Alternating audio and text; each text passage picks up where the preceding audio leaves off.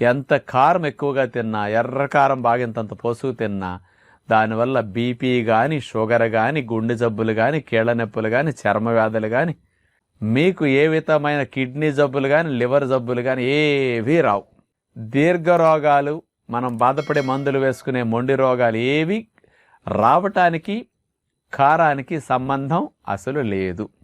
మరి ఇది వినేసరికి బాగా ఎర్రకారం బాగా వాడి ఎర్రెర్రగా తినేవారికి చాలా సంతోషంగా అనిపిస్తుంది. ఇంత మంచి విషయం విన్నాం కదా అని. ఇది యథార్థము. అసలు కారానికి జబ్బులు కలిగించే గుణం అట్లాంటిది లేదండి. ఎర్రకారం ఎక్కువగా వాడటం వల్ల ఇబ్బంది ఏమిటంటే మంటగా ఉంటుంది కదా నోట్లో పెట్టుకునేసరికి. వాళ్ళకి కొన్ని రోజులు తినేసరికి ఆ మంట అలవాటు అయిపోతుంది. అది పక్కవారికి మండుతుంది కానీ వాళ్ళకేం మండదు.